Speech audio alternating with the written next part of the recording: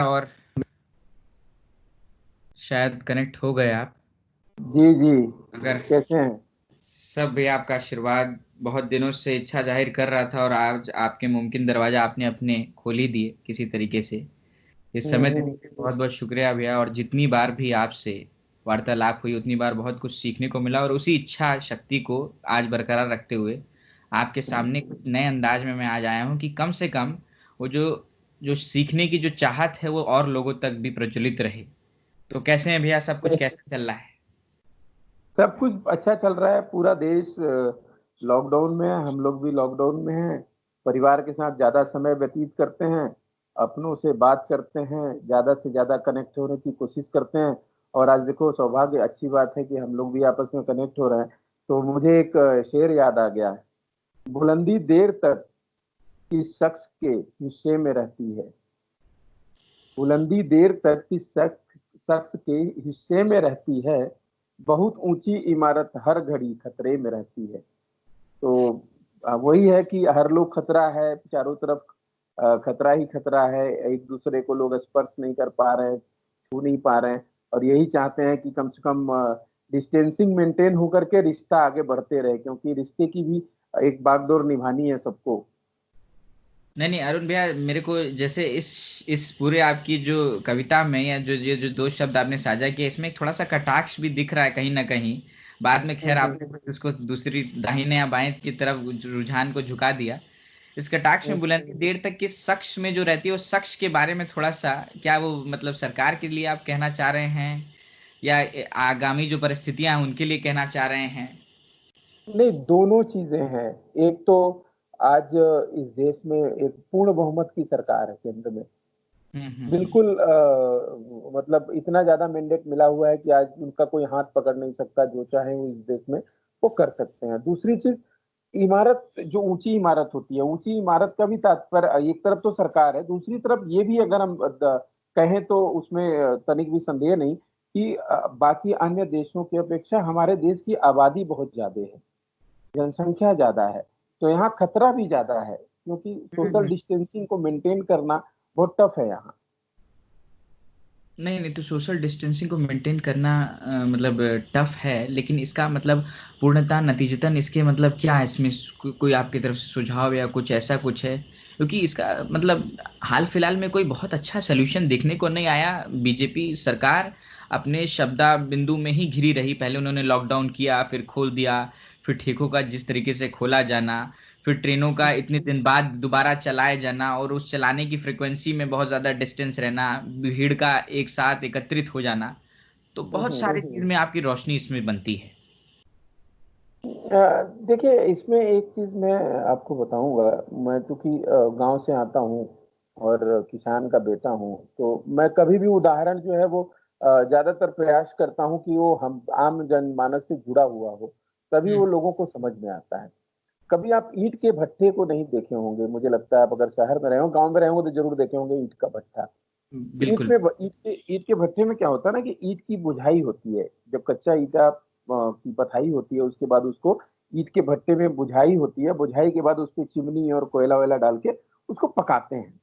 अब इसमें क्या है कि आप सपोज जितना उसको पकना था उतना पकने नहीं दिया, और उसके पहले ही अगर उसको आप खोल देते हैं बुझाई को, और ये चेक करने के लिए कि देखिए ईंट पकी है कि नहीं, उसके अंदर वाले ईंट में घुस जाते हैं समय के पहले, तो होता क्या है कि फिर से आप उसको पैक नहीं कर सकते, क्योंकि वो अक्सर उसी समय बुझाई की जाती है जब बारिश 3 महीने रह जाते हैं आने को। तो बीच में उसको नहीं खोलना चाहिए।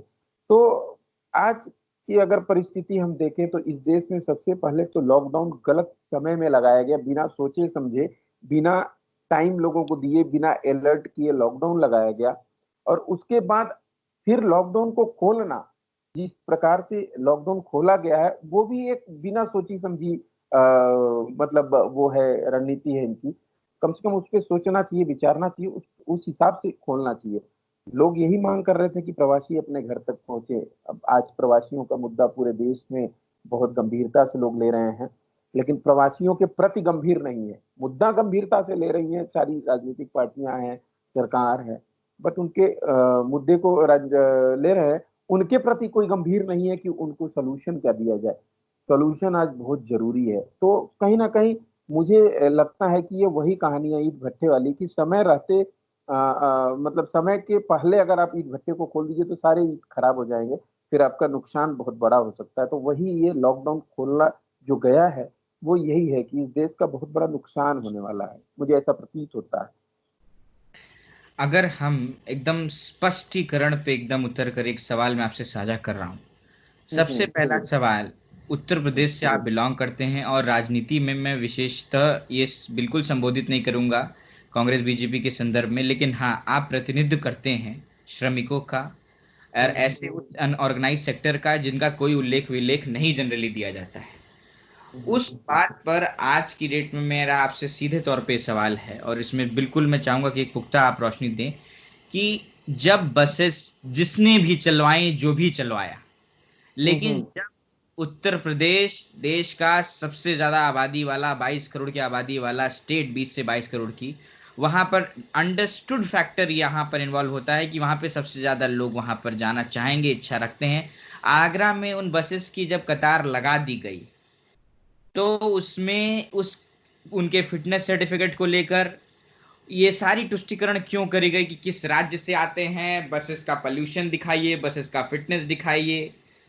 मतलब आज हम बनावटी राजनीति में इतने विलीन क्यों हो गए हैं। प्लस मैं 3 कैटेगराइजेशन में मदद के पैमाने को डालता हूं भैया। पहला, कोई मदद कर रहा है। दूसरा, कोई मदद नहीं कर रहा है, स्वयं की मदद कर रहा है, वो भी एक तरीके से मदद है इस बहुत बड़ी आपदा में। तीसरा, कोई पहले वाले को टोक रहा है जो कि वो मदद करना चाहता है, उसकी मदद होने नहीं देता। तो ये तो मैं तीसरी कैटेगरी के चरम बिंदु पे देख रहा हूं कि जब बसेस लगाई गई उसमें किसी का टीका टिप्पणी आया कि कोई ऑटो था, कोई मोटरसाइकिल था।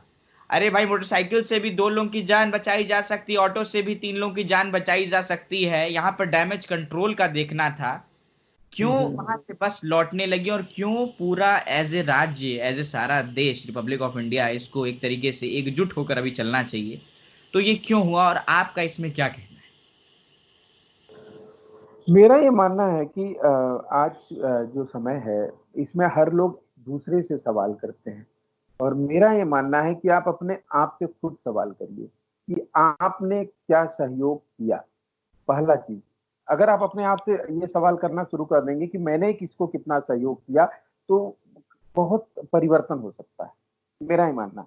दूसरी चीज, रही बात बसों की और उत्तर प्रदेश की राजनीतिक सियासत और सरकार और विपक्ष की तरफ से, मैं किसी का नाम नहीं लूंगा क्योंकि अब आज बात कर रहे हैं तो ऐसे ही बता देते हैं। इसमें होता क्या है कि एक तरफ ये मनसा थी।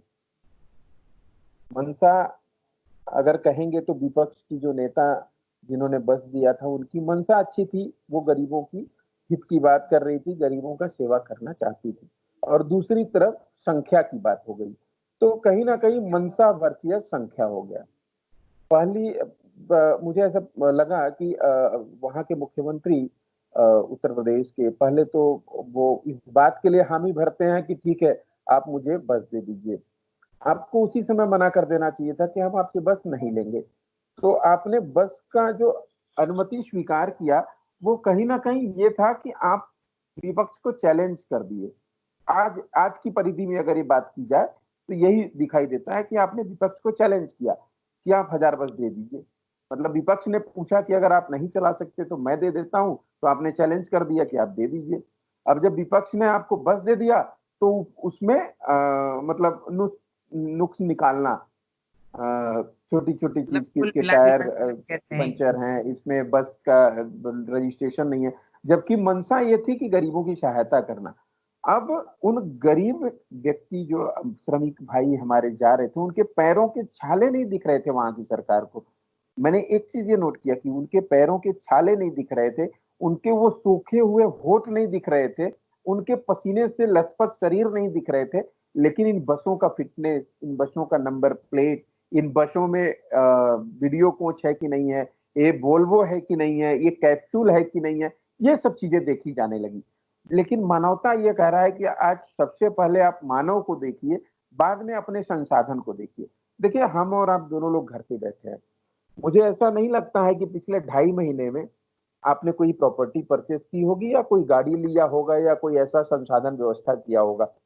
मुझे नहीं लगता, जनरली लोग नहीं कर रहे हैं क्योंकि लॉकडाउन में सारी फैक्ट्रियाँ, मिल, कारखाने, दुकानें सब बंद हैं और लोग ये चाहते हैं, ये सोच रहे हैं अपने मन में कि यार पहले हम बच जाते हैं, उसके बाद संसाधन का व्यवस्था करेंगे। लेकिन बातें कहाँ आकर के अटक गई? जब बातें संसाधन पे आ जाती हैं कि आप जो गाड़ी दे रही हैं, जो बस दे रही हैं, उन पे स्कूटर का नंबर है जी। अब हो सकता है कि 1000 बस में 4 स्कूटर के नंबर वाली गाड़ियाँ हों या ग्रामीण अंचल की डग्गा मार बसें हों और वो एक प्रदेश की स्थिति नहीं है।